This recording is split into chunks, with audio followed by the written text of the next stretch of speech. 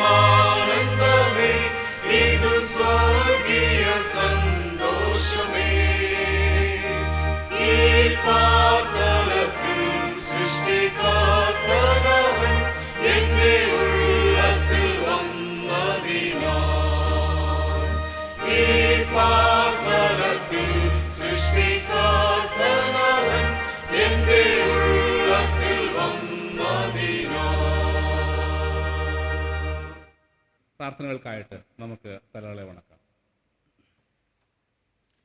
സ്നേഹവാനും പരിശുദ്ധനുമാവുന്ന ദൈവമേ, നല്ല പിതാവേ, ഈ മനോഹരമായ പ്രഭാത സമയത്തിനായി സ്തോത്രം ചെയ്യുന്നു. അടിയങ്ങൾ അങ്ങയുടെ സന്നിധിയിൽ ആരാധനയ്ക്കായിട്ട് ഒരുങ്ങുമ്പോൾ അങ്ങയുടെ പരിശുദ്ധാത്മാവിനാൽ അവിടുന്ന് ഞങ്ങളെ നിറയ്ക്കണമേ. ദൈവമേ, ഞങ്ങൾക്ക് അങ്ങയുടെ സന്നിധിയിലേക്ക് ഒരുമിച്ച് വന്നു ചേരുവാൻ കഴിയുന്നില്ല എങ്കിലും ഞങ്ങളായിരിക്കുന്ന ഭവനങ്ങളിൽ ഇരുന്നു കൊണ്ട് അങ്ങയെ ആരാധിക്കുവാൻ, അങ്ങയെ മഹത്വപ്പെടുത്തുവാൻ ഞങ്ങളുടെ ഹൃദയങ്ങളെയും മനസ്സുകളെയും ഞങ്ങളുടെ ഭവനങ്ങളെയും അവിടുന്ന് ഒരുക്കണമേ.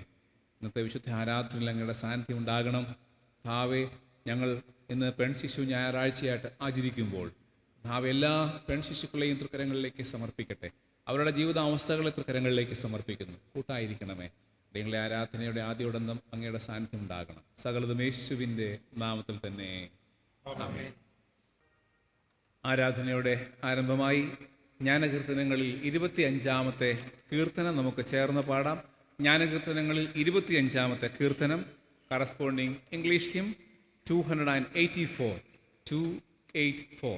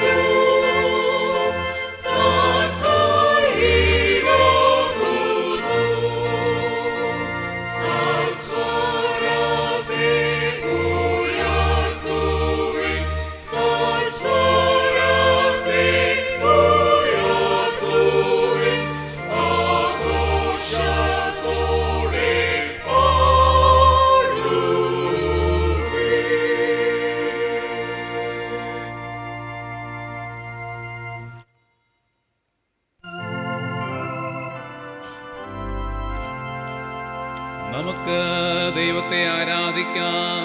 ദൈവമാത്മാവാകുന്നു, അവനെ നമസ്കരിക്കുന്നവർ ആത്മാവിലും സത്യം നമസ്കരിക്കണം. നമ്മുടെ പിതാവായ ദൈവത്തിങ്കിൽ നിന്നും കർത്താവായ യേശുക്രിസ്തുവിൽ നിന്നും നിങ്ങൾക്ക് കൃപയും സമാധാനവും ഉണ്ടാകട്ടെ. ഇത് യഹോവയുണ്ടാക്കിയ ദിവസം, ഇന്ന് നാം സന്തോഷിച്ച് ആനന്ദിക്കാം. കർത്താവേ, ഞങ്ങളുടെ ദിനങ്ങളെ തുറക്കേണമേ.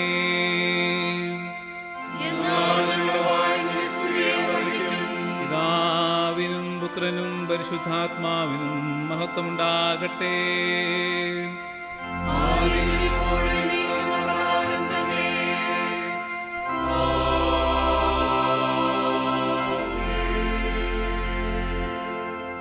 തൃത്വത്തിന് സ്തുതി. സൈന്യങ്ങളുടെ ദൈവമായ കർത്താവ് പരിശുദ്ധൻ, പരിശുദ്ധൻ, പരിശുദ്ധൻ. ആകാശവും ഭൂമി നിന്റെ മഹത്വം കൊണ്ട് നിറഞ്ഞിരിക്കുന്നു.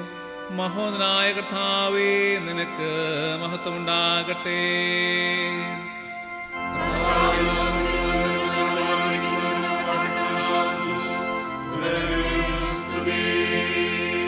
ദൈവമേ, നീ പരിശുദ്ധനാകുന്നു.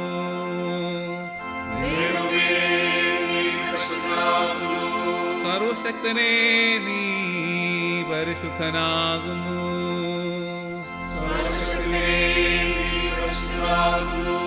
മരണമില്ലാത്തവനേ, നീ പരിശുദ്ധനാകുന്നു. മരണമില്ലാത്തവനേ, ഞങ്ങൾക്ക് വേണ്ടി ക്രൂശിക്കപ്പെട്ട ഞങ്ങളുടെ ഉടുപ്പാനായ കർത്താവേ, ഞങ്ങളോട് കരുണ ചെയ്യണമേ.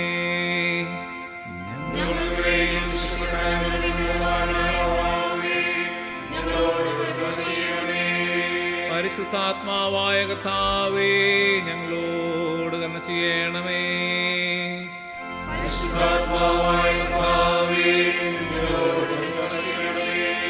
കർത്താവേ, ഞങ്ങളുടെ പ്രാർത്ഥനകളും സ്തോത്രങ്ങളും കൈക്കൊണ്ട് ഞങ്ങളോട് കരുണ ചെയ്യണമേ.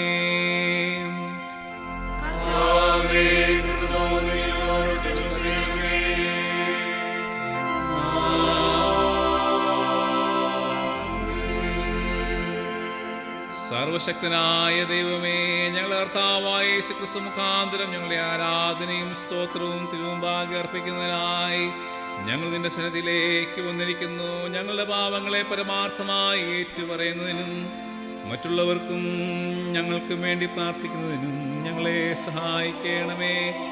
നിന്റെ പരിശുദ്ധ വചനം ശ്രദ്ധയോടെ കേൾക്കുന്നതിനാൽ ഞങ്ങൾ നിന്റെ സ്നേഹത്തിന്റെ വലുപ്പത്തെ കൂടുതൽ യഥാർത്ഥമായി അറിയുകയും നിന്റെ കൃപാബലങ്ങളെ ഞങ്ങളുടെ ജീവിതത്തിൽ തെളിയിച്ച് കാണിക്കുകയും ചെയ്യേണ്ടതിന് ഞങ്ങളുടെ കർത്താവായ യേശുക്രിസ്തു മൂലം കൃപ ചെയ്യണമേ.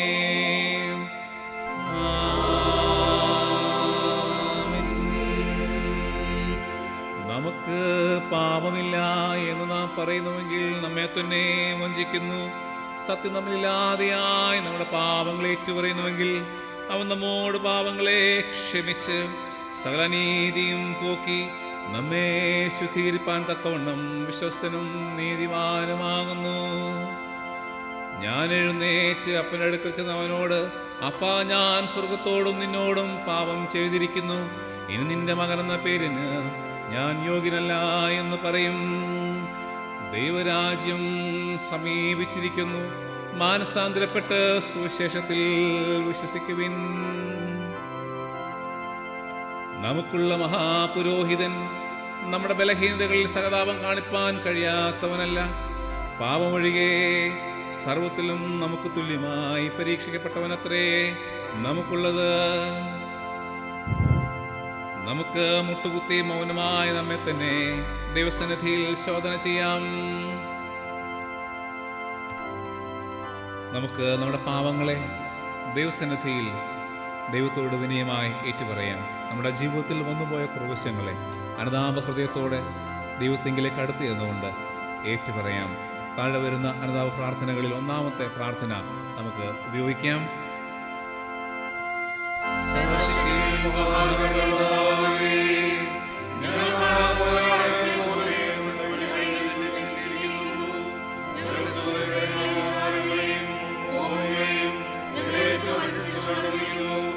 ഞങ്ങളുടെ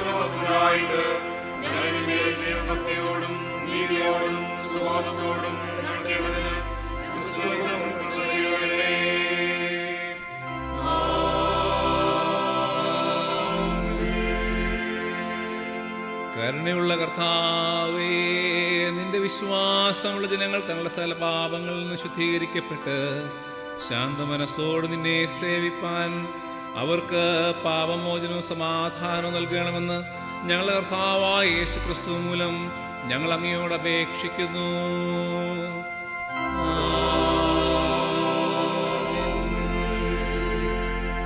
ദൈവജന ശുശ്രൂഷ.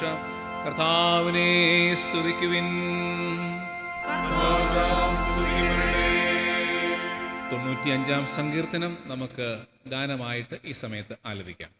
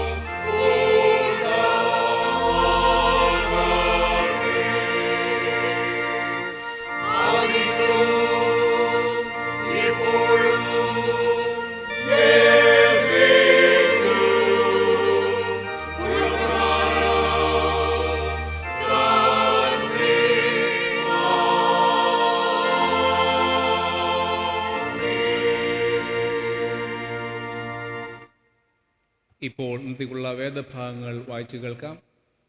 പഴയ നിയമ വേദഭാഗം, തുടർന്ന് സങ്കീർത്തനം, തുടർന്ന് പുതിയ നിയമ വേദഭാഗം.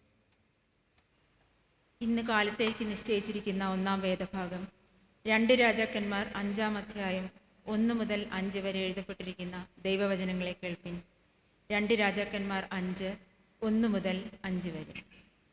അരാം രാജാവിൻ്റെ സേനാപതിയായ നയമാൻ മുഖാന്തരം യഹോവ അരാമിന് ജയം നൽകിയതുകൊണ്ട് അവൻ്റെ യജമാനൻ അവനെ മഹാനും മാന്യനുമായി എണ്ണി. അവൻ പരാക്രമശാലിയെങ്കിലും കുഷ്ഠരോഗിയായിരുന്നു.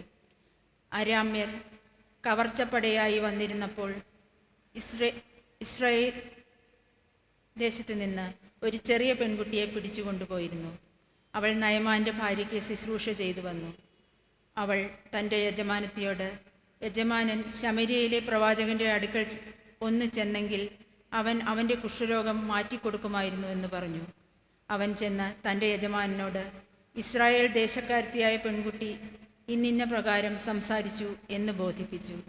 നീ പോയി വരിക, ഞാൻ ഇസ്രായേൽ രാജാവിന് ഒരു എഴുത്ത് തരാം എന്ന് അരാം രാജാവ് പറഞ്ഞു. അങ്ങനെ അവൻ 10 താലന്ത് വെള്ളിയും 6000 ശേക്കേൽ പൊന്നും 10 കൂട്ടം വസ്ത്രവും എടുത്ത് പുറപ്പെട്ടു. ഇവിടെ പാഠം വായിച്ചവസാനിക്കുന്നു.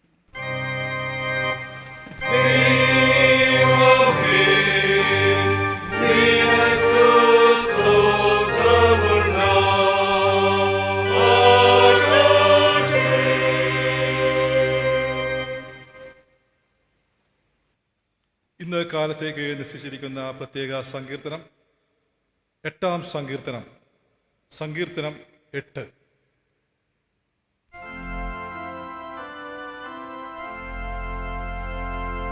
ഞങ്ങളുടെ കർത്താവായ യഹോവേ, നിന്റെ നാമം ഭൂമിയിലൊക്കെയും എത്ര ശ്രേഷ്ഠമായിരിക്കുന്നു.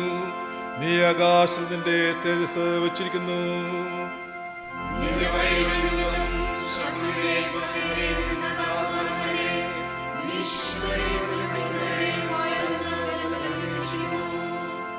നിന്റെ വിരലുകളുടെ പണിയായ ആകാശത്തെയും നീ ഉണ്ടാക്കിയ ചന്ദ്രനെയും നക്ഷത്രങ്ങളെയും നോക്കുമ്പോൾ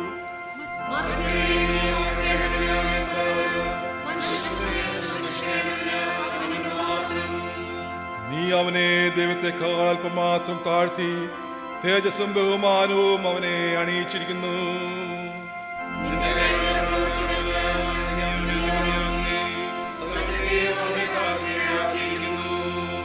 ആടുകളെയും കാളകളെയും എല്ലാ കാട്ടിലെ മൃഗങ്ങളെയും ഒക്കെയും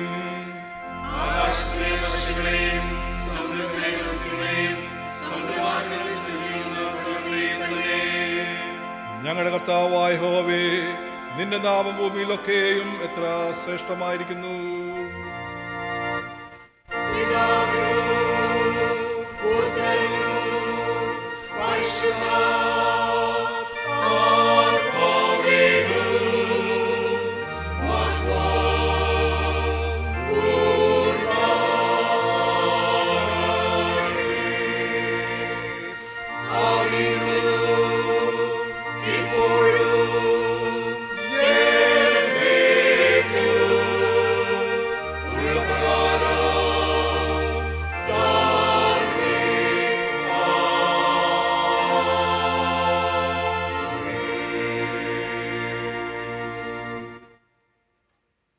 ഇന്ന് കാലത്തേക്ക് നിശ്ചയിച്ചിരിക്കുന്ന 2-ാം വേദഭാഗം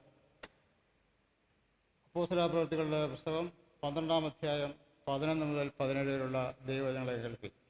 അപ്പോസ്തലപ്രവൃത്തികൾ 12-ാം അധ്യായം 11 മുതൽ. പത്രോസിന് സുബോധം വന്നിട്ട് കർത്താവ് തൻ്റെ ദൂതനെ അയച്ച് ഹേരോദാവിൻ്റെ കയ്യിൽ നിന്നും യഹൂദാ ജനത്തിൻ്റെ സകല പ്രതീക്ഷയിൽ നിന്നും എന്നെ വിടുവിച്ചു എന്ന് ഞാനിപ്പോൾ വാസ്തവമായി അറിയുന്നു എന്ന് അവൻ പറഞ്ഞു. ഇങ്ങനെ വിവരിച്ച ശേഷം അവൻ മർക്കോസ് എന്നും മറുപേരുള്ള യോഹന്നാൻ്റെ അമ്മ മറിയുടെ വീട്ടിൽ ചെന്ന് അവിടെ അനേകർ ഒരുമിച്ച് കൂടി പ്രാർത്ഥിച്ചുകൊണ്ടിരുന്നു. അവൻ പടിപ്പുരവാതിൽക്കൽ മുട്ടിയാറെ രോധ എന്നൊരു ബാല്യക്കാരെത്തി വിളി കേൾപ്പാൻ അടുത്തു വന്നു. പത്രോസിൻ്റെ ശബ്ദം തിരിച്ചറിഞ്ഞ് സന്തോഷത്താൽ പടിവാതിൽ തുറക്കാതെ അകത്തേക്ക് ഓടി. പത്രോസ് പടിപ്പുരയ്ക്കൽ നിൽക്കുന്നു എന്ന് അറിയിച്ചു. അവർ അവളോട്, നിനക്ക് ഭ്രാന്തുണ്ട് എന്ന് പറഞ്ഞു. അവളോ, അല്ല, ഉള്ളത് തന്നെ എന്ന് ഉറപ്പിച്ച് പറയുമ്പോൾ, അവൻ്റെ ദൂതനാകുന്നു എന്ന് അവർ പറഞ്ഞു. പത്രോസ് മുട്ടിക്കൊണ്ടിരുന്നു. അവർ തുറന്നപ്പോൾ അവനെ കണ്ട് വിസ്മയിച്ചു. അവർ മിണ്ടാതിരിപ്പാൻ അവൻ ആംഗ്യം കാട്ടി. കർത്താവ് തന്നെ തടവിൽ നിന്ന് പുറപ്പെടുവിച്ച വിവരം പറഞ്ഞു കേൾപ്പിച്ചു. ഇത് യാക്കോബിനോടും ശേഷം സഹോദരന്മാരോടും അറിയിപ്പിൻ എന്ന് പറഞ്ഞു. പിന്നെ അവൻ പുറപ്പെട്ട് വേറൊരു സ്ഥലത്തേക്ക് പോയി. ഇവിടെ 2-ാം വേദഭാഗം വായിച്ചവസാനിക്കും.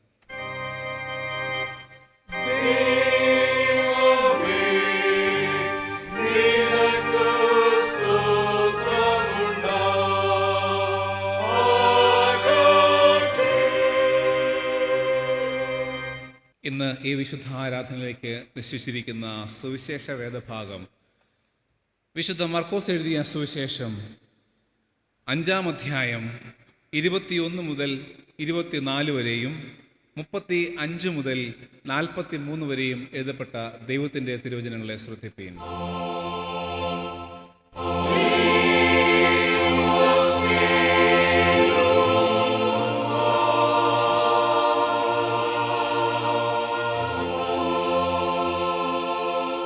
Today's gospel portion is taken from Gospel according to St. Mark, chapter 5, verses beginning from 21 to 24 and 35 to 43.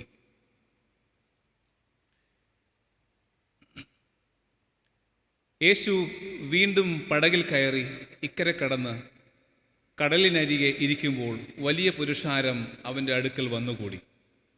പള്ളിപ്രമാണികളിൽ യായിറോസ് എന്നു പേരുള്ള ഒരുത്തൻ വന്ന് അവനെ കണ്ട് കാൽക്കൽ വീണ്, എൻ്റെ കുഞ്ഞുമകൾ അത്യാസനത്തിൽ ഇരിക്കുന്നു, അവൾ രക്ഷപ്പെട്ട് ജീവിക്കേണ്ടതിന് നീ വന്ന് അവളുടെ മേൽ കൈവയ്ക്കണമേ എന്ന് വളരെ അപേക്ഷിച്ചു. അവനോടുകൂടെ പോയി. വലിയ പുരുഷാരവും പിൻചെന്ന് അവനെത്തിക്കൊണ്ടിരുന്നു. ഇങ്ങനെ പറഞ്ഞുകൊണ്ടിരിക്കുമ്പോൾ തന്നെ പള്ളിപ്രമാണിയുടെ വീട്ടിൽ നിന്ന് ആൾ വന്നു. നിന്റെ മകൾ മരിച്ചുപോയി, ഗുരുവിനെ ഇനി അസഹ്യപ്പെടുത്തുന്നത് എന്തിന് എന്ന് പറഞ്ഞു. യേശു ആ വാക്ക് കാര്യമാക്കാതെ പള്ളിപ്രമാണിയോട്, ഭയപ്പെടേണ്ട, വിശ്വസിക്കുക മാത്രം ചെയ്യുക എന്ന് പറഞ്ഞു. പത്രോസും യാക്കോബും യാക്കോബിൻ്റെ സഹോദരനായ യോഹന്നാനും അല്ലാതെ മറ്റാരും തന്നോടുകൂടെ ചെല്ലുവാൻ സമ്മതിച്ചില്ല. പള്ളിപ്രമാണിയുടെ വീട്ടിൽ വന്നാറെ ആരവാരത്തെയും വളരെ കരഞ്ഞുകൊണ്ട് വിലപിക്കുന്നവരെയും കണ്ടു. അകത്ത് കടന്നു, നിങ്ങളുടെ ആരവാരവും കരച്ചിലും എന്തിന്? കുട്ടി മരിച്ചിട്ടില്ല, ഉറങ്ങുകയത്രേ എന്ന് അവരോട് പറഞ്ഞു. അവരോ അവനെ പരിഹസിച്ചു. അവൻ എല്ലാവരെയും പുറത്താക്കി കുട്ടിയുടെ അപ്പനെയും അമ്മയെയും തന്നോട് കൂടെയുള്ളവരെയും കൂട്ടിക്കൊണ്ട് കുട്ടി കിടക്കുന്ന ഇടത്ത് ചെന്ന് കുട്ടിയുടെ കൈക്ക് പിടിച്ചു. ബാലെ എഴുന്നേൽക്ക എന്ന് നിന്നോട് കൽപ്പിക്കുന്നു എന്ന അർത്ഥത്തോടെ തലീഥാ കൂമി എന്ന് അവളോട് പറഞ്ഞു. ബാല ഉടനെ എഴുന്നേറ്റ് നടന്നു. അവൾക്ക് 12 വയസ്സായിരുന്നു. അവർ അത്യന്തം വിസ്മയിച്ചു. ഇത് ആരും അറിയരുത് എന്ന് അവൻ അവരോട് ഏറിയൊന്ന് കൽപ്പിച്ചു. അവൾക്ക് ഭക്ഷിപ്പാൻ കൊടുക്കണം എന്നും പറഞ്ഞു. നാം വായിച്ചു കേട്ടത് നമ്മുടെ കർത്താവായ യേശുക്രിസ്തുവിൻ്റെ സുവിശേഷം.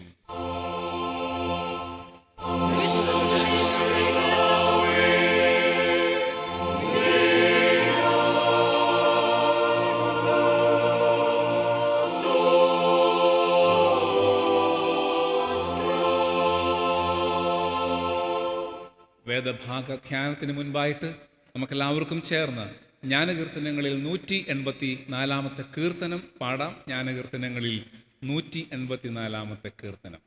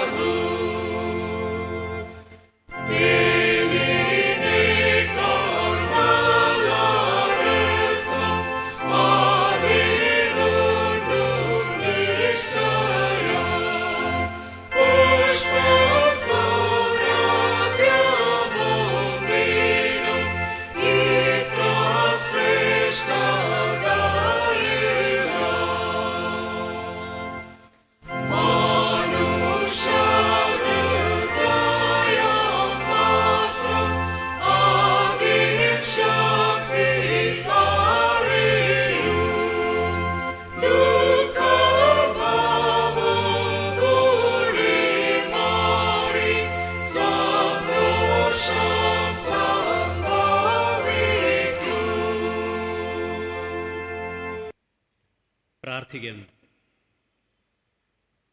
ഞങ്ങളെ സ്നേഹിക്കുന്ന ഞങ്ങളുടെ വാഴ്ത്തപ്പെട്ട കർത്താവേ, നല്ല പ്രഭാതത്തിനായി നന്ദിയോടെ ഞങ്ങളങ്ങേ സ്തുതിക്കുന്നു.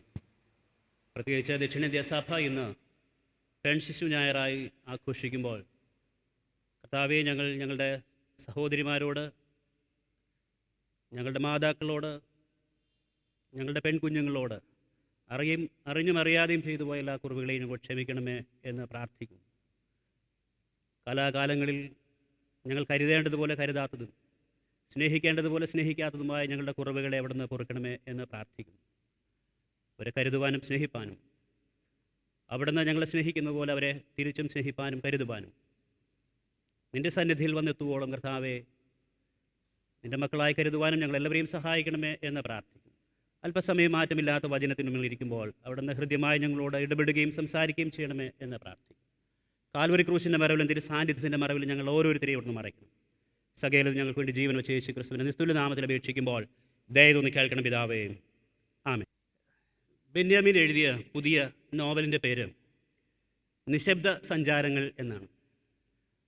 1940കളിൽ ഒന്നാം ലോക മഹായുദ്ധത്തിൻ്റെ കെടുതികൾ അനുഭവിക്കുന്ന ഒരു സമൂഹത്തിൽ നിന്നും, ദാരിദ്ര്യവും പട്ടിണിയും അനുഭവിച്ചിരുന്ന ഒരു സമൂഹത്തിൽ നിന്നും കുടുംബത്തെ രക്ഷപ്പെടുത്തുന്നതിന് വേണ്ടി നേഴ്സുമാരായി ആദ്യം മദ്രാസിലേക്കും അവിടെ നിന്ന് സിംഗപ്പൂരിലേക്കും തുടർന്ന് ആഫ്രിക്കയിലേക്കും യാത്ര ചെയ്ത, അവിടെ വെച്ച് 40 വയസ്സുകളിൽ മരിച്ച മറിയാമ്മ എന്ന ഒരു സ്ത്രീയുടെ കഥ പറയുന്ന നോവലാണ്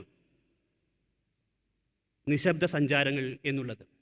എൻ്റെ തലമുറയിൽപ്പെട്ട അനവധി സഹോദരിമാരുടെ സഹനത്തിൻ്റെയും കണ്ണുനീരിൻ്റെയും ത്യാഗത്തിൻ്റെയും ഫലമാണ് ഇന്ന് അനേകം സഹോദരന്മാരനുഭവിക്കുന്ന ഉയർന്ന നിലയിലുള്ള ജീവിത സൗകര്യങ്ങൾ.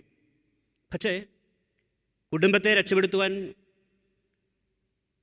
നാടും കടലും കടന്ന് യാത്ര ചെയ്ത സഹോദരിമാരെ അവർ വിസ്മരിച്ചു. അവരൊക്കെ വിസ്മൃതിയുടെ കയങ്ങളിൽ പെട്ട് ജീവിതം അവസാനിപ്പിക്കുകയാണ് ഉണ്ടായത്.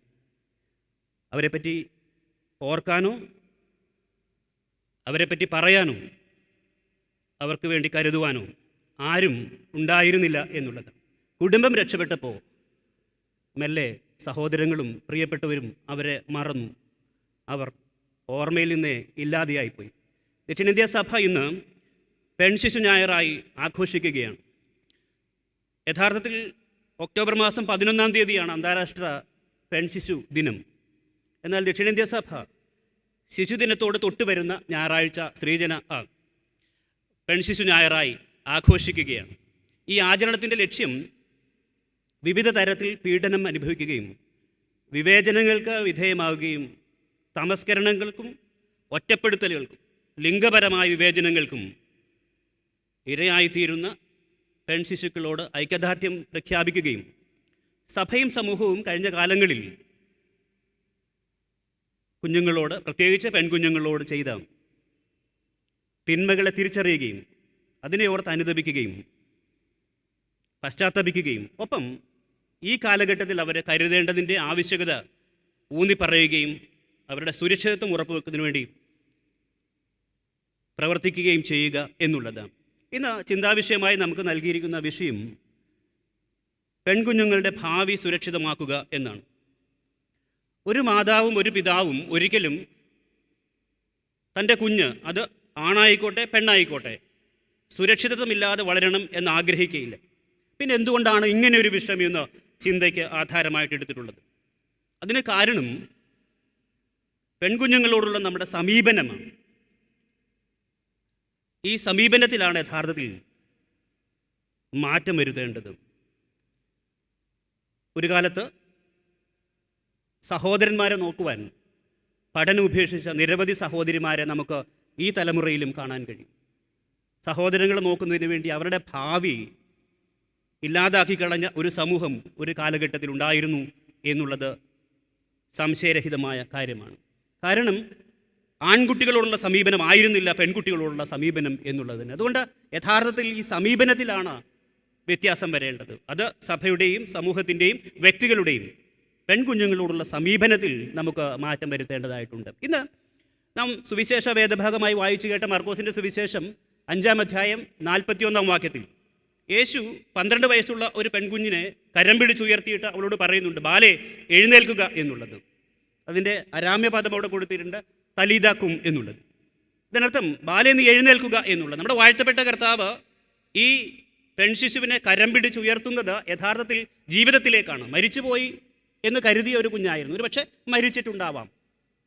അങ്ങനെ ഒരു കുഞ്ഞിനെ കർത്താവ് കരം പിടിച്ചുയർത്തിയിട്ട് അവളുടെ മാതാപിതാക്കന്മാരെ ഏൽപ്പിച്ചു എന്നുള്ളതാണ്. അതുകൊണ്ട് ഈ ഭാഗത്തിന് സാമൂഹ്യപരമായി ആഴമായ അർത്ഥം ഉള്ള ഒന്നാണ്. ഒരുപക്ഷെ കരുതാൻ മറന്നുപോയ, പ്രാധാന്യം നൽകുവാൻ മറന്നുപോയ, അല്ലെങ്കിൽ അവരുടെ സമീപനത്തിലും കാഴ്ചപ്പാടിലും തള്ളപ്പെട്ടു പോയ ഒരു പെൺകുഞ്ഞായിരിക്കണം ഇത്. അതുകൊണ്ടാണ് വളരെ ചുരുക്കം പേരെ മാത്രം അകത്ത് കയറ്റിയിട്ടാണ് കർത്താവ് അവളുടെ കരം പിടിച്ച് ഉയർത്തിയിട്ട് മാതാപിതാക്കന്മാരെ ഏൽപ്പിക്കുകയും പറയുന്നൊരു വാക്യം അവൾക്ക് ഭക്ഷണം കൊടുക്കണം എന്നുള്ളത്, അവളെ ശക്തിപ്പെടുത്തണം എന്നുള്ളത്. അതിന് നമുക്ക് സാമൂഹിക ശാസ്ത്രപരമായി ഏത് വ്യാഖ്യാനവും നൽകാം.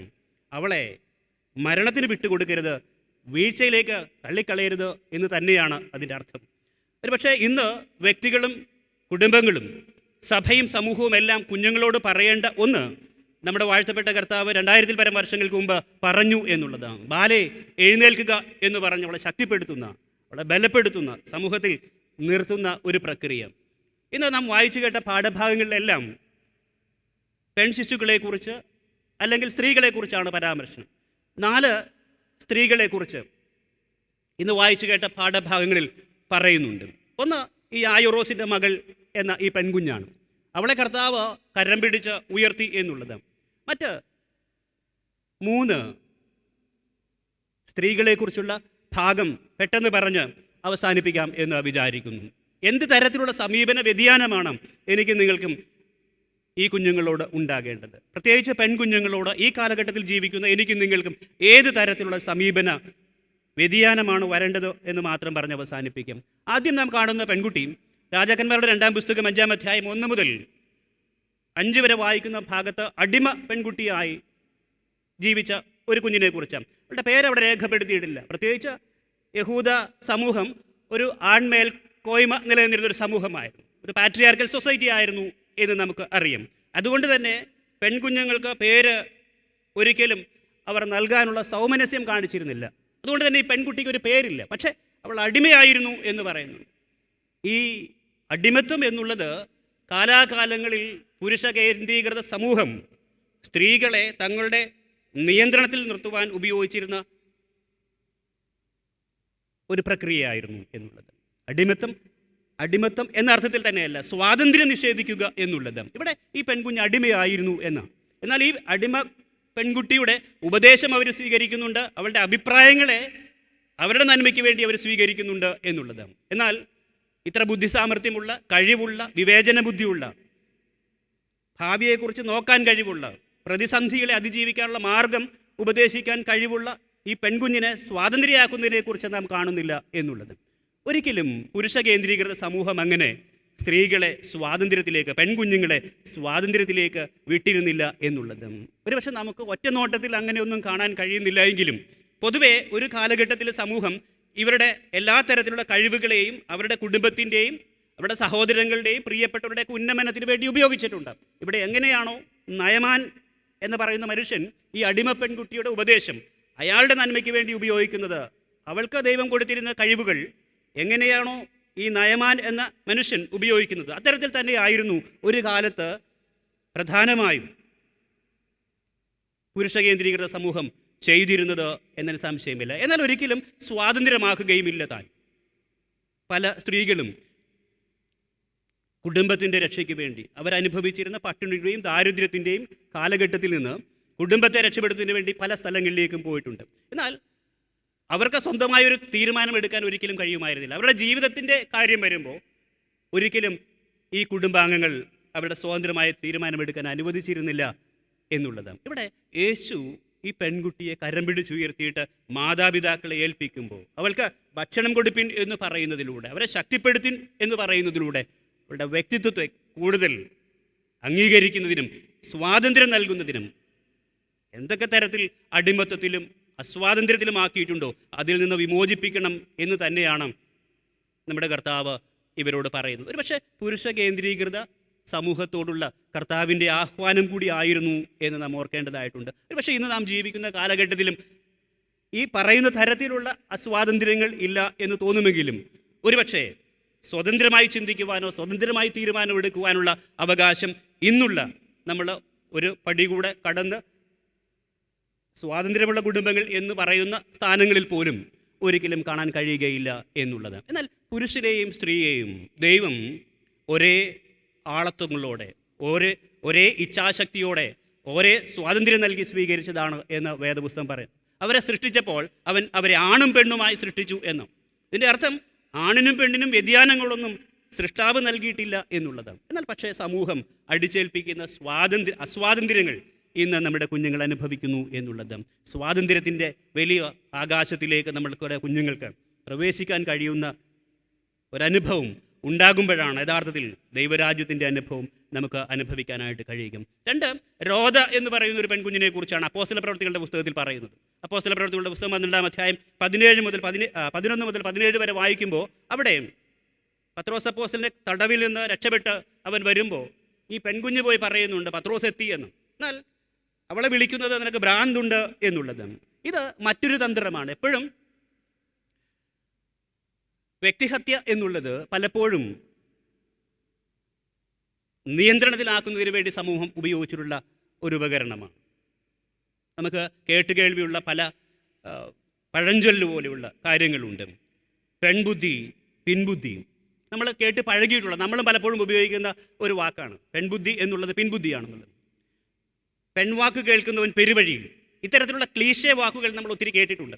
ഇതിനർത്ഥം വ്യക്തിത്വത്തെ തമസ്കരിക്കുന്നതിലൂടെ, ഇടിച്ചു താഴ്ത്തുന്നതിലൂടെ അവരെ നിയന്ത്രണത്തിൽ വെക്കുക എന്നുള്ളത്. ഇവിടെ ഈ പെൺകുഞ്ഞ് അവളുടെ വന്ന് കണ്ട ഒരു സത്യമാണ് പറയുന്നത്. പത്രോസ് വന്നിരിക്കുന്നു എന്ന് പറയുമ്പോൾ, അത് അകത്തളങ്ങളിൽ ചെന്ന് പറയുമ്പോൾ അവർ പറയുന്നത് നിനക്ക് ഭ്രാന്തുണ്ട് എന്നുള്ളതാണ്. ഒരുപക്ഷെ അതൊരു ദൂതനായിരിക്കാം എന്നുള്ളതാണ്. ഈ കുഞ്ഞിനെ വിശ്വസിക്കുന്നില്ല എന്നുള്ളിടത്താണ് പ്രശ്നം. സത്യം പറയുമ്പോഴും കള്ളം പറയുന്നു എന്ന് പറയുന്നത് ഒരു തന്ത്രമാണ്. ഈ തന്ത്രം നിയന്ത്രണത്തിലാക്കി വെക്കുവാനുള്ള ഒരു തന്ത്രമാണോ എന്നുള്ളത്. ഒരുപക്ഷെ പുതിയ നിയമം ഉച്ചൈസ്തരം ഘോഷിക്കുന്ന ഒരു സത്യം സ്ത്രീകൾക്ക് പറയാനുള്ള സ്വാതന്ത്ര്യവും അവർ പറയുന്നതിലൂടെ അറിയണം എന്നുള്ള സ്വാതന്ത്ര്യവും നമ്മുടെ വാഴ്ത്തപ്പെട്ട കർത്താവ് നൽകുന്നുണ്ട്. ഒരുപക്ഷെ 4 സുവിശേഷങ്ങളിലും ഒരുപോലെ രേഖപ്പെടുത്തിയിട്ടുള്ളൊരു കാര്യം, കർത്താവിൻ്റെ പുനരുത്ഥാനത്തിൻ്റെ സത്യം കർത്താവ് മറ്റുള്ളവരോട് പറയാൻ ഏൽപ്പിച്ചത് സ്ത്രീകളെയാണ് എന്നുള്ളത്. മത്തായിയുടെ സുവിശേഷം 28-ാം അധ്യായം 7-ാം വാക്യത്തിലും, മർക്കോസിൻ്റെ സുവിശേഷം 16-ാം അധ്യായത്തിൻ്റെ 7-ാം വാക്യത്തിലും, ലൂക്കോസിൻ്റെ സുവിശേഷം 24-ാം അധ്യായത്തിൻ്റെ 9-ാം വാക്യത്തിലും, യോഹന്നാൻ്റെ സുവിശേഷം 20-ാം അധ്യായം 17-ാം വാക്യത്തിലും സ്ത്രീകളോടാണ് നിങ്ങൾ പോയി അവരോട് പറയണം. എൻ്റെ ശിഷ്യന്മാരോടും പത്രോസിനോടും ഗലീലയിലുള്ള മറ്റുള്ളവരോടും പുരുഷന്മാരോടും നിങ്ങൾ പറയണം എന്നാണ്. എന്തുകൊണ്ടാണ് കർത്താവ് ഈ സ്ത്രീകളോട് പറഞ്ഞത് എന്ന് ചോദിച്ചാൽ അന്നത്തെ ഒരു സാമൂഹിക പശ്ചാത്തലം മുന്നിൽ കണ്ടുകൊണ്ടാണ്. നമുക്കറിയാം കർത്താവ് പറഞ്ഞ സമയത്ത് എഴുതിയതല്ല സുവിശേഷങ്ങളൊന്നും. പിന്നെ എന്തുകൊണ്ടാണ് നമ്മുടെ വാഴ്ത്തപ്പെട്ട കർത്താവ് ഈ സ്ത്രീകളെ ഉപയോഗിച്ചുകൊണ്ട് ഈ വലിയ സത്യം സമൂഹത്തോട് പറയാനായിട്ട് ശ്രമിക്കുന്നത്? നമ്മുടെ കർത്താവ് ജീവിച്ചിരുന്ന കാലഘട്ടത്തിൽ എത്രമാത്രം പുരുഷ കേന്ദ്രീകൃതമായിരുന്നു, എത്രമാത്രം സ്ത്രീകളുടെ വാക്കുകളെ വിലയിടിച്ച് കണ്ടിരുന്നു. അതിനെതിരായി നമ്മുടെ വാഴ്ത്തപ്പെട്ട കർത്താവ് ഉപയോഗിക്കുന്ന ഒരു പ്രവർത്തനമാണ് സ്ത്രീകളെ കൊണ്ട് ഈ വലിയ സത്യം, ഈ സദ്വാർത്ത ഘോഷിക്കുക എന്നുള്ളത്. ഒരുപക്ഷെ പരിഹസിക്കപ്പെടുകയും വ്യക്തിഹത്യ നടത്തപ്പെടുകയും ചെയ്യുന്ന ഒരു കാലഘട്ടത്തിൽ എക്കാലത്തേക്കാൾ അധികം, പ്രത്യേകിച്ച് സാമൂഹിക മാധ്യമങ്ങളിലൂടെ പെൺകുഞ്ഞുങ്ങളെയും പെൺകുട്ടികളെയും സ്ത്രീകളെയും വ്യക്തിഹത്യ നടത്തുന്ന ഒരു കാലഘട്ടത്തിൽ നാം ജീവിക്കുമ്പോൾ സഭയ്ക്ക് പറയാനുള്ളത്, സഭ ചെയ്യേണ്ടത് ഈ കുഞ്ഞുങ്ങളെ കരം പിടിച്ച് ഉയർത്തുവാനുള്ള, അവരുടെ വ്യക്തിത്വത്തെ അംഗീകരിച്ചുകൊണ്ടും ആദരിച്ചുകൊണ്ടും ബഹുമാനിച്ചുകൊണ്ടും അവരുടെ വാക്കുകൾക്ക് വില കൽപ്പിച്ചുകൊണ്ടും അവരെ ആദരിക്കുക എന്നുള്ള ഒരു പ്രവർത്തനമാണ് സഭയിൽ നിന്ന് ആവശ്യമായിരിക്കുന്നത്. അപ്പോഴാണ് ഈ കുഞ്ഞുങ്ങൾക്ക് വേണ്ടി കരുതുക എന്നുള്ള, സുരക്ഷിതമാക്കുക എന്നുള്ള ഒരു പ്രവർത്തനത്തിൽ സഭയ്ക്ക് വ്യാപൃതമാകുവാനായിട്ട് കഴിയും. അതല്ലാതെ ജീവൻ്റെ ഭീഷണിയെക്കുറിച്ചല്ല പറയുന്നത്, മറിച്ച് സാമൂഹികമായി ഈ പെൺകുട്ടികൾക്കെതിരായി ഉയരുന്ന എല്ലാ തരത്തിലുള്ള ആക്രമണങ്ങളെയും ചെറുക്കുവാനുള്ള ദൗത്യം സഭയ്ക്കുണ്ട്, പ്രത്യേകിച്ച് ക്രൈസ്തവ സമൂഹത്തിനുണ്ട് എന്ന് നമ്മൾ ഓർക്കേണ്ടതുണ്ട്. 3, ഇന്ന് വായിക്കാൻ വിട്ടിട്ടുള്ള ഒരു ഭാഗമുണ്ട്. നമ്മൾ യായിറോസിൻ്റെ മകളെക്കുറിച്ചാണ് നമ്മൾ വായിച്ചു കേട്ട. ഇടയ്ക്കുള്ളൊരു ഭാഗം വിട്ടിട്ടുണ്ട്. അവിടെ അബ്യൂസ് ചെയ്യപ്പെട്ട, ചൂഷണം ചെയ്യപ്പെട്ട ഒരു സ്ത്രീയെക്കുറിച്ചാണ് നാം വായിക്കുന്നത്. മർക്കോസിൻ്റെ സുവിശേഷം 26 മുതൽ താഴോട്ട് വായിക്കുമ്പോൾ അവിടെ സാമ്പത്തികമായും ശാരീരികമായും ചൂഷണം ചെയ്യപ്പെട്ട ഒരു സ്ത്രീയെക്കുറിച്ചാണ് പറയുന്നത്. അനേക വർഷങ്ങൾ രോഗിണിയായി കഴിഞ്ഞുകൂടുകയും അനേകം പേർ ചികിത്സിക്കുകയും ധനം മുഴുവൻ നഷ്ടപ്പെട്ടു പോവുകയും ചെയ്ത ഒരു സ്ത്രീയെക്കുറിച്ചാണ് അവിടെ രേഖപ്പെടുത്തിയിരിക്കുന്നത്. കർത്താവിനെ തൊട്ട സമയത്ത് അവൾക്ക് സൗഖ്യം വന്നു എന്നുള്ളത് കർത്താവ് അവളെ എല്ലാവരുടെയും മുമ്പിൽ നിർത്തിയിട്ടാണ് പറയുന്നത്. ഇവളും അബ്രഹാമിൻ്റെ മകളാകിയാൽ അവളുടെ വിശ്വാസം അവളെ രക്ഷിച്ചിരിക്കുന്നു എന്നുള്ളത്. ദൈവരാജ്യത്തിൻ്റെ അവകാശിയായി അവളെ സമൂഹത്തിൻ്റെ മുമ്പിൽ, ഒരു പക്ഷേ മറ്റ് സുവിശേഷ വേദഭാഗങ്ങളുടെ വെളിച്ചത്തിൽ അശുദ്ധയെന്നും ശുദ്ധിയില്ലാത്തവളെന്നും എഴുതേണ്ടതാണ്. യഹൂദ ന്യായ പ്രമാണത്തിൻ്റെ അനുസരിച്ച് രക്തസ്രാവമുള്ള സ്ത്രീ എന്ന് പറഞ്ഞാൽ ഏറ്റവും അശുദ്ധയായ ഒന്നാണ്. പ്രത്യേകിച്ച് സ്ത്രീകളോട് ഗുരുക്കന്മാർ പരസ്യമായി സംസാരിക്കാതിരുന്ന ഒരു കാലഘട്ടം കൂടിയാണ്. അങ്ങനെയുള്ള ഒരു കാലഘട്ടത്തിലാണ് അശുദ്ധയായ ഒരു സ്ത്രീയെ കർത്താവ് മുമ്പിൽ നിർത്തിയിട്ട് ദൈവത്തിൻ്റെ മകൾ എന്ന് കർത്താവ് പ്രഖ്യാപിക്കുന്നത്. പക്ഷേ ഈ കാലഘട്ടം പെൺകുഞ്ഞുങ്ങളെയും സ്ത്രീകളെയും ഒക്കെ ഒത്തിരി ചൂഷണം ചെയ്യുന്ന ഒരു കാലഘട്ടത്തിലാണ്. പ്രത്യേകിച്ച് അതിന് കാരണം ദയ, മനസ്സലിവ് ഒക്കെ കൂടുതൽ ഉള്ള ആളുകൾ എന്നുള്ളത്. വൈകാരികമായി പെട്ടെന്ന് പ്രവർത്തിക്കുന്ന ഒരു സമൂഹമാണ് സ്ത്രീകൾ. അതുകൊണ്ട് തന്നെ പെട്ടെന്ന് ആ ചൂഷണത്തിന് വിധേയരാകുവാൻ ഇങ്ങനെയുള്ള ആളുകൾക്ക് കഴിയും എന്നുള്ളത്. ഇവിടെ യായിറോസ് വ്യത്യസ്തനാകുന്നത് ഈ പെൺകുച്ചിനെ ഒരു ഗുരുവിൻ്റെ അടുക്കൽ കൊണ്ടുവരുവാനുള്ള ധൈര്യം അദ്ദേഹം കാണിച്ചു എന്നുള്ളത്. ഒരുപക്ഷെ ഗുരുക്കന്മാർ പരസ്യമായി പെൺകുട്ടികളോട് സംസാരിക്കാതിരുന്ന ഒരു കാലഘട്ടത്തിൽ ഒരു ഗുരുവും ഒരു കുഞ്ഞിനെയും ഒരു പെൺകുഞ്ഞിനെയും പരസ്യമായി തൊടാതിരുന്ന ഒരു കാലഘട്ടത്തിലാണ് യായിറോസ് എന്ന് പറയുന്ന പിതാവ് ഈ കുഞ്ഞിനെ യേശുക്രിസ്തുവിൻ്റെ അടുക്കൽ കൊണ്ടുവന്ന് നീ അവളുടെ മേൽ കൈവെക്കണം എന്നാവശ്യപ്പെടുന്നത്. ഈ പിതാവ് ഒരുപക്ഷെ എൻ്റെയും നിങ്ങളുടെയും മുമ്പിൽ ഒരു മാതൃകയാണ്. മക്കളെ കൊണ്ടുവരിക എന്നുള്ളതല്ല, മറിച്ച് ഈ സമൂഹത്തിൽ നിലനിൽക്കുന്ന ഇത്തരത്തിലുള്ള ദുരാചാരങ്ങൾക്കെതിരെ പ്രവർത്തിക്കാൻ കഴിയുന്ന ഒരു അനുഭവം എന്നുള്ളത്.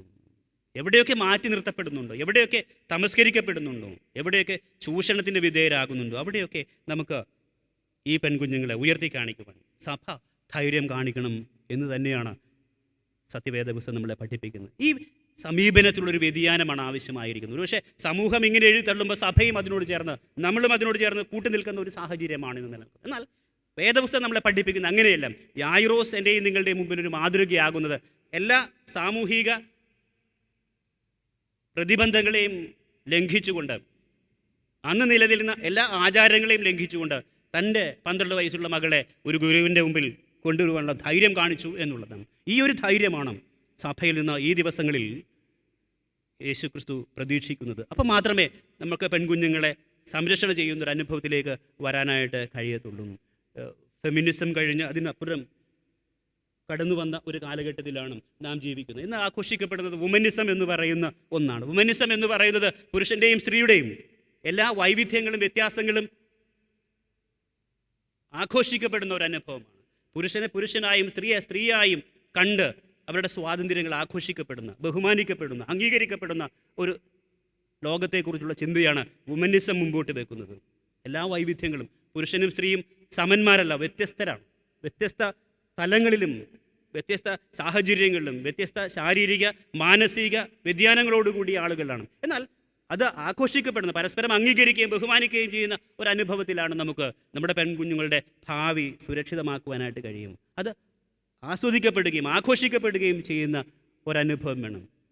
അത്തരത്തിൽ ആഘോഷിക്കപ്പെടാൻ കഴിയുമ്പോഴാണ് നമ്മുടെ പെൺകുഞ്ഞുങ്ങൾക്ക് നല്ല ഭാവി നമുക്ക് പ്രദാനം ചെയ്യാനായിട്ട് കഴിയും.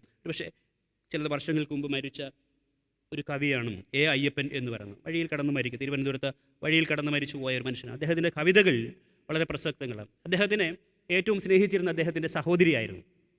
അദ്ദേഹം വിവാഹമൊന്നും കഴിക്കാതെ ഇങ്ങനെ മദ്യപിച്ച് നടന്ന മനുഷ്യനാണെന്ന് നമുക്ക് എല്ലാവർക്കും അറിയാം. പക്ഷേ അദ്ദേഹം വീട്ടിൽ കയറി വരുമ്പോൾ അദ്ദേഹത്തെ സ്വീകരിച്ചിരുന്ന ഒരു സഹോദരി അദ്ദേഹത്തിനുണ്ടായിരുന്നു. ഈ സഹോദരിയുടെ വീട്ടിലാണ് ഇടയ്ക്ക് അദ്ദേഹം.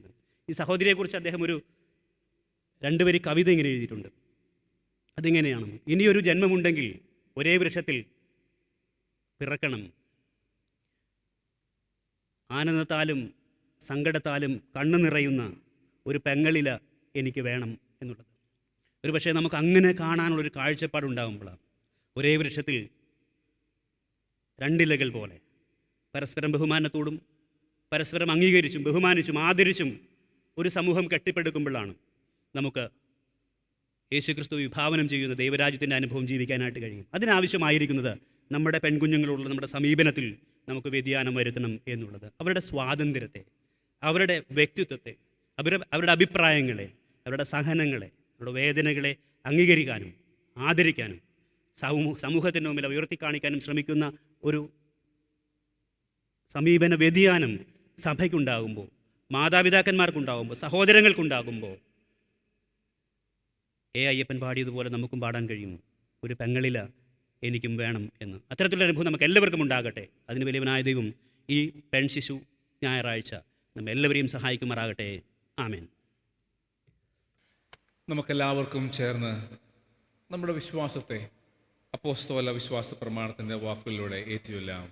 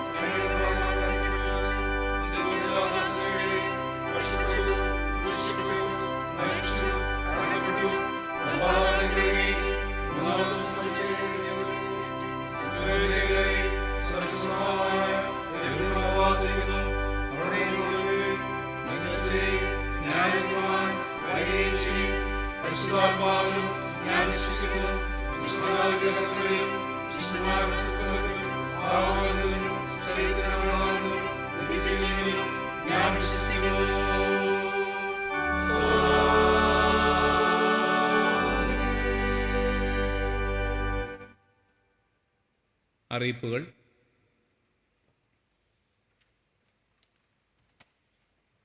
തേവര സ്റ്റാർ ഹോംസിൽ താമസമാക്കിയിരുന്ന ജോർജ് ഉലഹന്നാൻ കഴിഞ്ഞ 10-ാം തീയതി ദൈവസന്നിധിയിലേക്ക് ചേർക്കപ്പെട്ടു. സംസ്കാര ശുശ്രൂഷകൾ പിന്നീട് നടത്തപ്പെടുന്നതാണ്. പ്രാർത്ഥനയിൽ പ്രിയപ്പെട്ട കുടുംബത്തെ ഓർക്കുകയും കരുതുകയും ചെയ്യണമെന്ന് ഈ സമയത്ത് അഭ്യർത്ഥിക്കുന്നു. ഈ മാസം നവംബർ 29-ാം തീയതി മഹായിടവക തലത്തിലുള്ള സൺഡേ സ്കൂൾ എക്സാമിനേഷൻസ് നടത്തപ്പെടുകയാണ്. എല്ലാ സൺഡേ സ്കൂൾ കുട്ടികളും അതിൽ പങ്കെടുക്കുവാൻ ശ്രദ്ധിക്കുമല്ലോ. Thank you. പ്രാർത്ഥനകൾക്കായിട്ട് നമുക്ക് ഒരുങ്ങാം.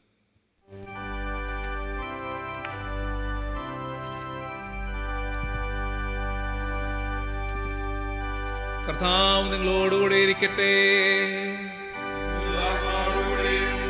നമുക്ക് പ്രാർത്ഥിക്കാം. കർത്താവേ, ഞങ്ങളോട് കരുണയുണ്ടാകണമേ. കർത്താവേ, ഞങ്ങളോട് കരുണയുണ്ടാകണമേ.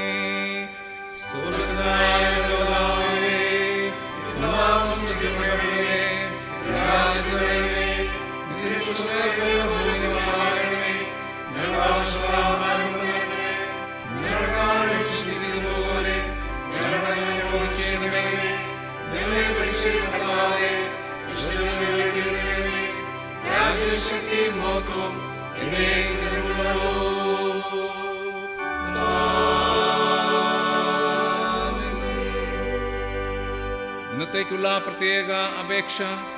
പെന്തക്കോസ്തിന് പിൻപ് 24-ാം ഞായർ, പെൺ ശിശു ഞായർ. കൃപയുള്ള ദൈവമേ, അങ്ങയുടെ പുത്രനിലൂടെ ദുർബലരും നിരസിച്ചവരുമായ ഞങ്ങളെ ശക്തരാക്കി മാറ്റിയതിനായി ഞങ്ങൾ അങ്ങേ സ്തുതിക്കുന്നു.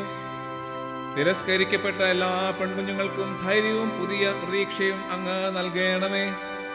സമൂഹത്തിൽ ഒരംഗമായി പെൺകുഞ്ഞുങ്ങളെ അംഗീകരിച്ച് അവരെ വീണ്ടെടുക്കുകയും ബഹുമാനിക്കുകയും അവരുടെ കഴിവുകളെ താലന്തുകളെയും വളർത്തിക്കൊണ്ടുവരുവാനും ഞങ്ങൾക്ക് അവിടുന്ന് കൃപ നൽകണമേ.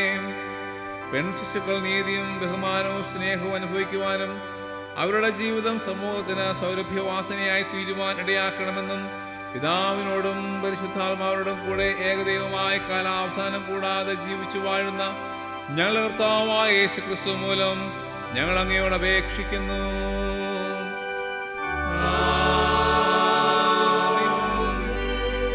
സമാധാനത്തിന് വേണ്ടിയുള്ള അപേക്ഷ. ദൈവമേ, സകല വിശുദ്ധാഗ്രഹങ്ങളും സകല നല്ല ആലോചനകളും സകല നീതിയുള്ള പ്രവൃത്തികളും നിങ്ങൾ നല്ലോ വരുന്നത് നിന്റെ കൽപ്പനകൾ അനുസരിച്ച് നടക്കുവാനായിട്ട് ഞങ്ങളുടെ ഹൃദയങ്ങൾ ഒരുങ്ങിയിരിക്കുവാനും ഞങ്ങൾ നിന്നാൽ ശത്രുഭയം കൂടാതെ കാക്കപ്പെട്ട് ആശ്വാസത്തോടും ശാന്തതയോടും ഞങ്ങളുടെ കാലം കഴിക്കുവാനും ലോകത്തിന് തരുവാൻ കഴിയാത്ത സമാധാനം ഞങ്ങളുടെ രക്ഷിതാവായ യേശു ക്രിസ്തുവിന്റെ യോഗ്യതകൾ മൂലം നിന്റെ അടിയാരായി ഞങ്ങൾക്ക് നൽകണമേ.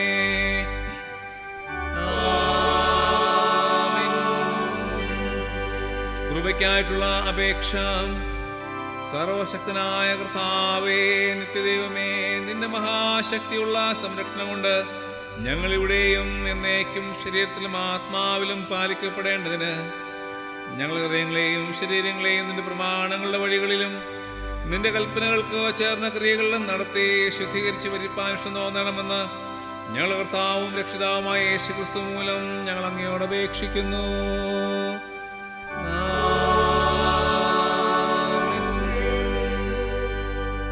മധ്യസ്ഥ പ്രാർത്ഥനകൾക്കായിട്ട് നമുക്ക് തലകളെ വണക്കാം. നമ്മെ തന്നെ ദൈവങ്ങളിലേക്ക് സമർപ്പിച്ചുകൊണ്ട് പ്രാർത്ഥനയ്ക്കായിട്ട് ഒരുങ്ങാം.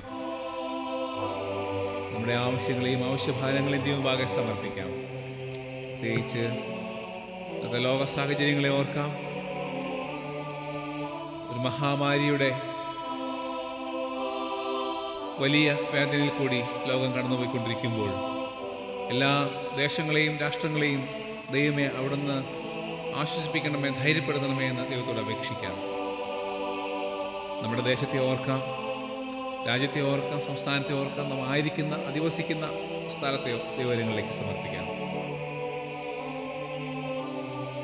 നമ്മുടെ മഹായിടവകയെ ഓർക്കാം, എല്ലാ ശുശ്രൂഷകരെയും ഓർക്കാം. അവയെ തിരുമേനിക്ക് വേണ്ടി പ്രാർത്ഥിക്കാം. ഓഫീസ് ബെയറേഴ്സിനെ ഓർക്കാം. എല്ലാ CSS സഭയുടെ പ്രവർത്തനങ്ങളെയും ഓർക്കാം. നമ്മുടെ ദേവാലയത്തെ ദൈവങ്ങളിലേക്ക് സമർപ്പിക്കാം.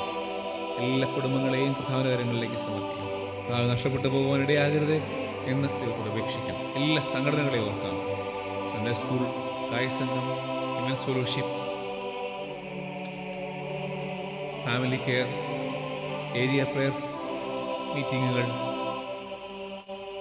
ഫീഡിംഗ് ദ നീഡി തുടങ്ങിയ എല്ലാ പ്രവർത്തനങ്ങളെയും ദൈവങ്ങളിലേക്ക് സമർപ്പിക്കാം. അവരുടെ പ്രവർത്തനങ്ങൾക്കായിട്ട് സ്തോത്രം ചെയ്യാം. യൗവനക്കാരെ ഓർക്കാം. നഷ്ടപ്പെട്ടു പോകരുത് എന്ന് ദൈവത്തോട് അപേക്ഷിക്കാം. ഓരോ കുടുംബങ്ങളെയും അവരുടെ ആവശ്യങ്ങളെയും ദൈവങ്ങളിലേക്ക് സമർപ്പിക്കാം. വിവിധങ്ങളായ പ്രയാസങ്ങളിരിക്കുന്ന കുടുംബങ്ങളുണ്ട്. രോഗത്താൽ ദുഃഖത്താൽ ഭാരപ്പെടുന്നവരുണ്ട്.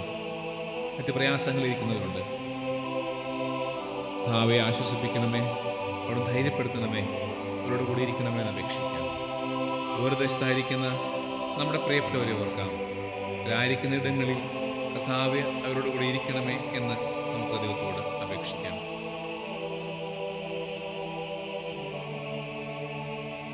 കഴിഞ്ഞ ആഴ്ചയിൽ പിറന്നാൾ വിവാഹ വാർഷികം ആഘോഷിച്ച വിവരങ്ങളിലേക്ക് സമർപ്പിക്കാം. കർത്താവേ, പുതിയ വർഷത്തിലേക്ക് അവരെ കൂട്ടിക്കൊണ്ടുവന്നല്ലോ, അവിടുന്ന് അനുഗ്രഹിക്കണമെന്ന് ദൈവത്തോട് അപേക്ഷിക്കാം. പെൺതിശു ഞായർ ആചരിക്കുന്ന ഇന്നേ ദിവസം നമ്മുടെ സഭയിലും സമൂഹത്തിലുമുള്ള പെൺകുഞ്ഞുങ്ങളെ, സഹോദരിമാരെ ഓർക്കുവാൻ, അവരുടെ നല്ല താലന്തുകളെ തിരിച്ചറിയുവാൻ, നന്മയായുള്ളത് അവർക്ക് വേണ്ടി ചെയ്യുവാൻ, കരുതുവാൻ, അംഗീകരിക്കുവാൻ ഞങ്ങളുടെ ഹൃദയങ്ങളെയും മനസ്സുകളെയും അവിടുന്ന് സഹായിക്കണമേ എന്ന് ദൈവത്തോട് അപേക്ഷിക്കാം. കേട്ട വചനത്തിൽ കൂടി ഞങ്ങളുടെ ഹൃദയങ്ങളെ ഒരിക്കൽ കൂടി അങ്ങയുടെ സമർപ്പിക്കുവാനും ഒരു പുതിയ ചിന്ത സമൂഹത്തിന് വേണ്ടിയിട്ട്, പെൺകുഞ്ഞുങ്ങൾക്ക് വേണ്ടിയിട്ട്, സഹോദരന്മാർക്ക് വേണ്ടിയിട്ട് ഞങ്ങളുടെ ഉള്ളിൽ അവിടെ നൽകണമെന്നും ദൈവത്തോട് അപേക്ഷിക്കാം. നമ്മെ തന്നെ ദൈവങ്ങളിലേക്ക് സമർപ്പിക്കാം. പ്രാർത്ഥനകൾക്കായിട്ട് നമുക്ക് ഒരുങ്ങാം. നമുക്ക് പ്രാർത്ഥിക്കാം. ക്രിസ്തീയ ഐക്യത്തിന് വേണ്ടി നമുക്ക് പ്രാർത്ഥിക്കാം. ഇതാ സഹോദരന്മാർ ഒത്തൊരുമിച്ച് വസിക്കുന്നത്.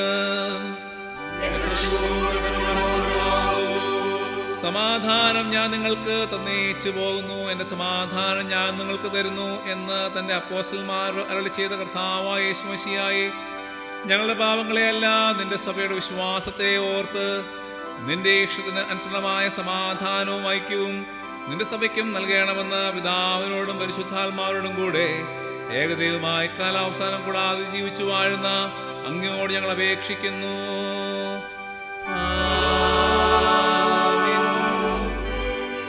എല്ലാ സൺഡേ സ്കൂളുകൾക്ക് വേണ്ടി നമുക്ക് ദൈവത്തോട് അപേക്ഷിക്കാം.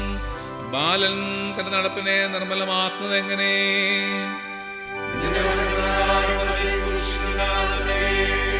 പൈതങ്ങളെ പരിപാലിച്ച് വളർത്തുവാൻ നിന്റെ വിശുദ്ധ സഭയെ ഭരമേൽപ്പിച്ചിരിക്കുന്ന സ്വർഗപിതാവായ ദൈവമേ, എല്ലാ സൺഡേ സ്കൂളുകൾക്ക് വേണ്ടിയും ഞങ്ങൾ അങ്ങയോട് പ്രാർത്ഥിക്കുന്നു.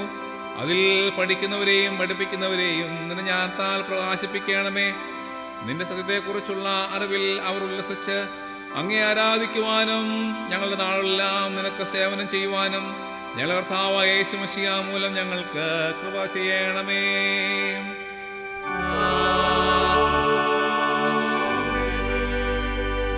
ലോക സമാധാനത്തിന് വേണ്ടി നമുക്ക് ദൈവത്തോട് അപേക്ഷിക്കാം. യഹോവ രാജാവായി എന്നേക്കും വാഴുന്നു.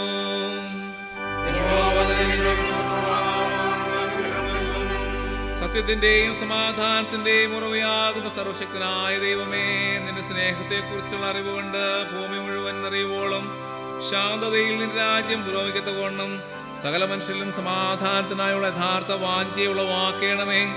എല്ലാ രാജ്യങ്ങളിലും നേതൃത്വം വഹിക്കുന്നവരെയും അവരുടെ ഹൃദയങ്ങളെയും വിശുദ്ധവും സമാധാനപൂർവമായ ജ്ഞാനം കൊണ്ട് നടത്തണമെന്ന് ഞങ്ങൾ അങ്ങയോട് അപേക്ഷിക്കുന്നു. ഞങ്ങളുടെ കർത്താവായ യേശു മശിഹാ മൂലം ഞങ്ങൾ ചോദിക്കുന്നതിനെ ഞങ്ങൾക്ക് നൽകണമേ.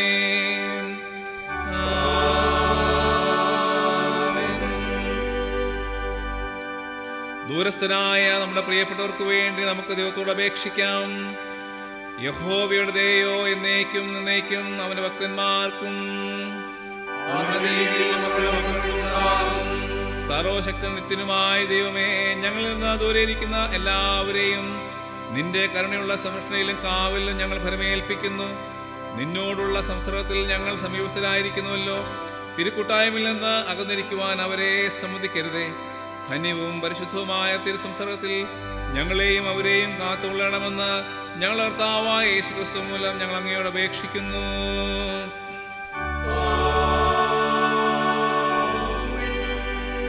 ജന്മനാളുകൾ വിവാഹവാർഷികം ആഘോഷിക്കുന്നവർക്ക് വേണ്ടി നമുക്ക് ദൈവത്തോട് അപേക്ഷിക്കാം.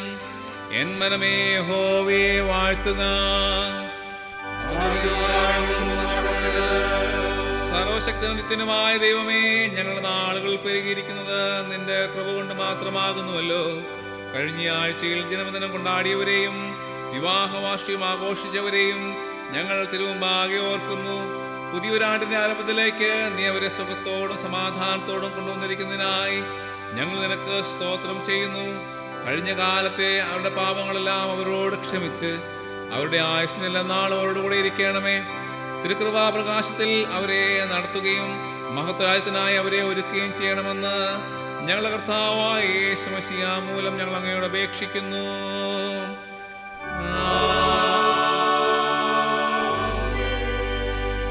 സകല വിധത്തിലും അവസ്ഥയിലുമുള്ള എല്ലാവർക്കു വേണ്ടി നമുക്ക് ദൈവത്തോട് അപേക്ഷിക്കാം. കർത്താവ് സകലരെയും സ്നേഹിക്കുന്നു.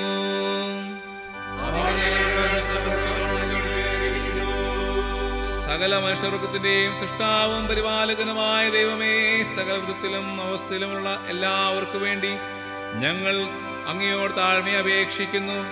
അവർക്ക് നിന്റെ വഴികളും സകല രാജ്യക്കാർക്കും നിന്റെ രക്ഷയും അറിയിക്കുവാൻ നിനക്ക് ഇഷ്ടമുണ്ടാകണമേ. ഞങ്ങൾ കാതോലിക സഭയുടെ നന്മയ്ക്ക് വേണ്ടി വിശേഷാൽ പ്രാർത്ഥിക്കുന്നു. ആയത് നിന്റെ നല്ല ആത്മാവിനാൽ നടത്തപ്പെട്ട് ഭരിക്കപ്പെട്ട് തങ്ങൾ ക്രിസ്ത്യാനികളെന്ന് അനുസരിച്ച് പറയുന്ന എല്ലാവരും സത്യവഴിയിലേക്ക് നടത്തപ്പെട്ട് ആത്മാവിന്റെ ഐക്യത്തിലും സമാധാന ബന്ധത്തിലും നീതിയിൽ നടപ്പിലും വിശ്വാസത്തെ പ്രമാണിക്കുമാറാകണമേ. ഒടുക്കം മനസ്സിലോ ശരീരത്തിലോ അവസ്ഥയിലോ വല്ല പ്രകാരത്തിലും അനർത്ഥമോ ഞെരുക്കമോ പ്രയാസമോ സഹിക്കുന്ന എല്ലാവരെയും വിശേഷാൽ ആശുപത്രിയിൽ അഭയം പ്രാപിച്ചിരിക്കുന്ന എല്ലാവരെയും ഞങ്ങൾ നിന്റെ പുതുതയിൽ ഭരമേൽപ്പിക്കുന്നു. അവരുടെ കഷ്ടതകളിൽ ക്ഷമയും അവരുടെ സകല ദുഃഖങ്ങളിൽ നിന്നും സന്തോഷവും തീർച്ചയും നൽകി അവരുടെ ആവശ്യപ്രകാരം അവരെ ആശ്വസിപ്പിച്ച് സഹായിക്കുവാൻ അങ്ങേക്ക് ഇഷ്ടമുണ്ടാകണമെന്ന് ഞങ്ങൾ അങ്ങയോട് അപേക്ഷിക്കുന്നു.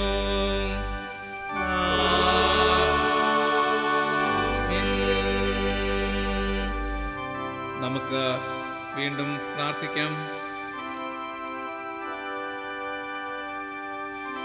സകല ജ്ഞാനത്തിന്റെയും ഉറവയാകുന്ന ദൈവമേ, ഞങ്ങൾ ചോദിക്കുന്നതിന് മുൻപേ തന്നെ ഞങ്ങളുടെ ആവശ്യങ്ങൾ അങ്ങ് ഗ്രഹിച്ചിരിക്കുന്നു. ചോദിക്കുന്നതിനുള്ള ഞങ്ങളുടെ അജ്ഞതയും അങ്ങ് അറിയുന്നു. ഞങ്ങളുടെ യോഗ്യത മൂലം പല കാര്യങ്ങളും നിന്നോട് ചോദിക്കുവാൻ ഞങ്ങൾ തുനിയുന്നില്ല. ഞങ്ങൾ അതുമൂലം പല ആവശ്യങ്ങളും മുമ്പാകെ സമർപ്പിക്കുവാൻ കഴിയുന്നുമില്ല. എന്നാൽ ഞങ്ങളുടെ ബലഹീനതകളും മനസ്സലിവുണ്ടായി ഞങ്ങൾക്ക് ആവശ്യമുള്ളതെല്ലാം ഞങ്ങളുടെ കർത്താവായ യേശുക്രിസ്തുവിന്റെ യോഗ്യത മൂലം ഞങ്ങൾക്ക് തരുവാൻ ഇഷ്ടമുണ്ടാകണമെന്ന് ഞങ്ങൾ അങ്ങയോട് അപേക്ഷിക്കുന്നു.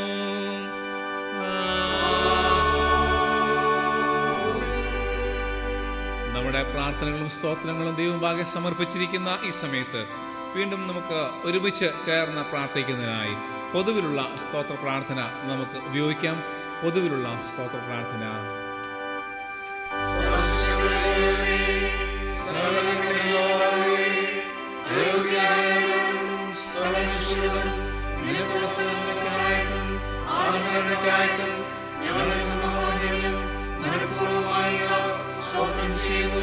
ഞങ്ങളെ സൃഷ്ടിച്ചതിനും പരിപാലിക്കുന്നതിനും ഈ ആയുസ്സിലെ സകല അനുഗ്രഹങ്ങൾക്കും എല്ലാറ്റിനായി ഞങ്ങളുടെ കർത്താവായ യേശുക്രിസ്തു മൂലം ലോകത്തെ വീണ്ടെടുത്ത നിന്റെ സ്നേഹത്തിന് വേണ്ടിയും പാവങ്ങൾക്ക് വേണ്ടിയും മഹത്വത്തിന്റെ പ്രകാശത്തിന് വേണ്ടിയും ഞങ്ങൾ നിന്നെ സ്തുതിക്കുന്നു. ഞങ്ങളുടെ ഹൃദയങ്ങൾ മായപ്പെടാതെ നിന്നെ സേവിക്കുന്നതിന് ഞങ്ങളെ ഏൽപ്പിച്ച ഞങ്ങളുടെ നാളുകളെയും വിശുദ്ധിയോടും നീതിയോടും നിന്നുമാകുന്നത് അങ്ങനെ ഞങ്ങളുടെ നാടുകളിലൂടെ നിന്റെ സഹനങ്ങളെയും കുറിച്ച് തക്കതായ ബോധം ഞങ്ങൾക്ക് തരണമെന്ന് ഞങ്ങളുടെ കർത്താവായ യേശുക്രിസ്തു മൂലം ഞങ്ങൾ നിന്നോട് അപേക്ഷിക്കുന്നു. അവനും നിനക്കും പരിശുദ്ധാത്മാവിനും സകല ബഹുമാനവും മഹത്വവും കാലാവസാനം കൂടാതെ ഉണ്ടായിരിക്കണമേ.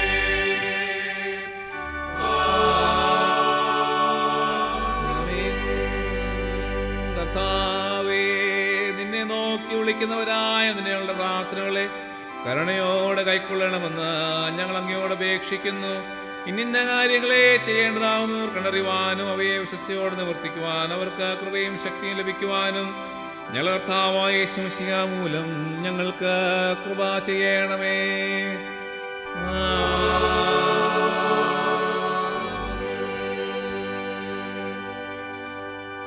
നമുക്കെല്ലാവർക്കും ചേർന്ന് ക്രിസ്തീയ ഗീതങ്ങളിൽ 426 ഗീതം ചേർന്ന് പാടാം. ഞാൻ ക്രിസ്തീയ ഗീതങ്ങളിൽ 426 ഗീതം.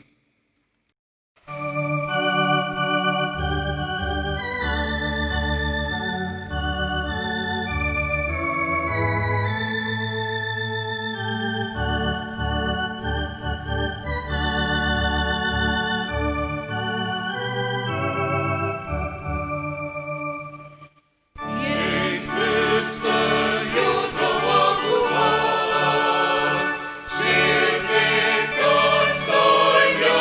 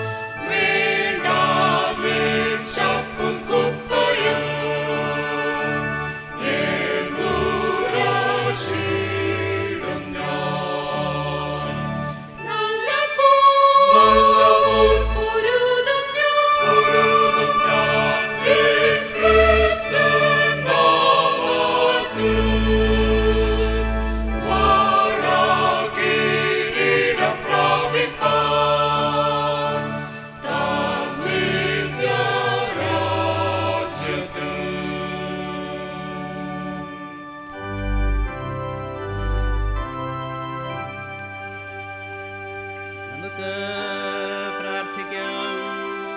സർവശക്തനായ ദൈവമേ, സ്വന്തം പുത്രനെ ആദരിക്കാതെ ഞങ്ങൾക്ക് എല്ലാവർക്കും വേണ്ടി ഏൽപ്പിച്ചു തരികയും അവനോടുകൂടെ സൗജന്യമായി നൽകുകയും ചെയ്തിരിക്കുന്ന ഞങ്ങളുടെ സ്വർഗസ്ഥ പിതാവേ, ഞങ്ങളെ തന്നെയും ഞങ്ങളുടെ ദേഹം കൊണ്ടും ദേഹി കൊണ്ടും ആത്മാവ് കൊണ്ടും സത്യമായും സ്വതന്ത്രമായും സേവിക്കുകയും നിന്റെ സേവയിൽ ഞങ്ങളുടെ പൂർണ്ണ സന്തോഷവും ആനന്ദവും കണ്ടെത്തുകയും ചെയ്യേണ്ടതിന് ഞങ്ങളെ തന്നെ കേൾപ്പിച്ചു തരുവാൻ ഞങ്ങളുടെ കർത്താവായ യേശുക്രിസ്തു മൂലം കൃപയരുളേണമേ.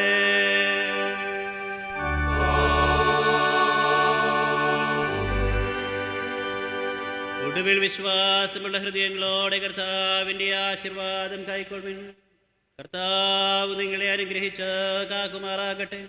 കർത്താവ് തിരുമുഖം നിങ്ങളുടെ മേൽ പ്രകാശിപ്പിച്ച് നിങ്ങളുടെ കൃപയുള്ളവനാകട്ടെ.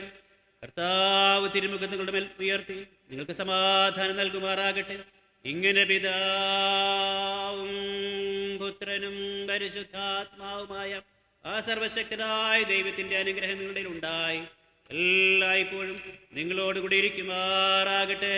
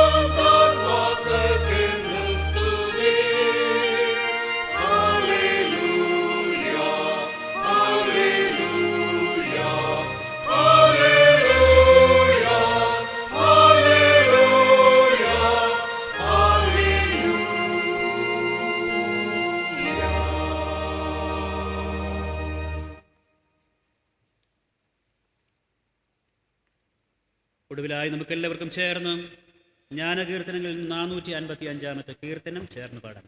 ജ്ഞാനകീർത്തനങ്ങളിൽ 455 കീർത്തനം, corresponding English him number 230, him number 230.